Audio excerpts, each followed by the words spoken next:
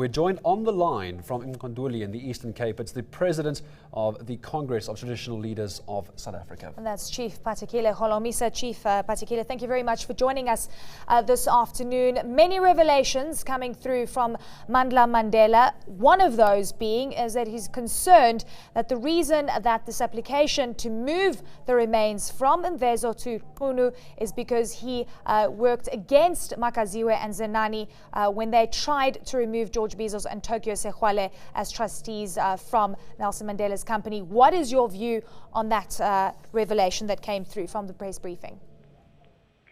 Well, it's unfortunate that such revelations are coming out to the public at this stage, because my hope had been that the House of Ngubengcuka was the one that was going to sit down and listen to the issues that the two were raising, that is the Princess Makaziwe and Nkosi Mandela.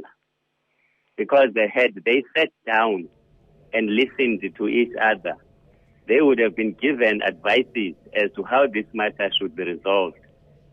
Because, as I say, these matters have forums at which they can be dealt with, and the court should be the places of last resort. Chief Holomisa, good afternoon. This is Gareth Edwards, co-hosting with Eleni Jokos. Chief, if I may ask, the young man Mandla Mandela going on to say that the family has been shamed and he is embarrassed by what has happened as a result of the past few weeks. Indeed, not only the court action, but indeed what happened in Mvezo yesterday. Do you think that the Mandela family has been embarrassed by what has been going on? Well, definitely, they must be embarrassed.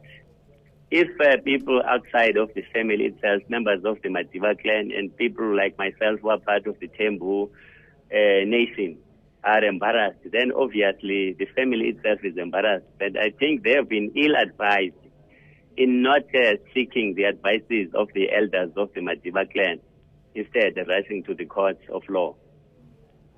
Chief Patekile, also we heard from Mandla Mandela saying that Makaziwe is sowing, and I quote, the divisions of destruction in the family. What is your response to that? Well, someone like myself wouldn't like to be involved in these arguments and ending up appearing to be taking sides.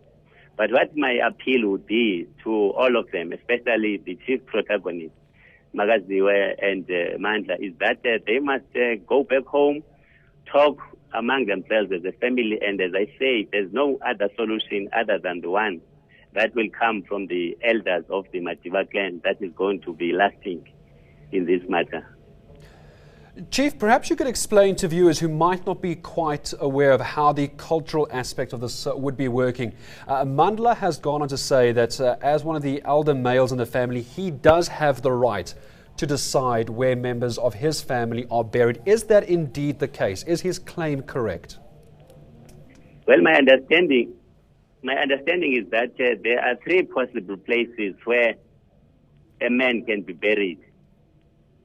First of all, the man can be buried in his own homestead, or he can be buried alongside his father, or he can be buried next to his grandfather. Then obviously the children would also be buried next to their father or grandfather if they are not married and having their own homesteads themselves. So that's why, therefore, I'm saying the best place for the burial of the remains of the three Mandela children would have to be determined in a family meeting. If there's no agreement within the members of the family, then at the level of the forum of the elders of the clan. News that moves. ENCA.com.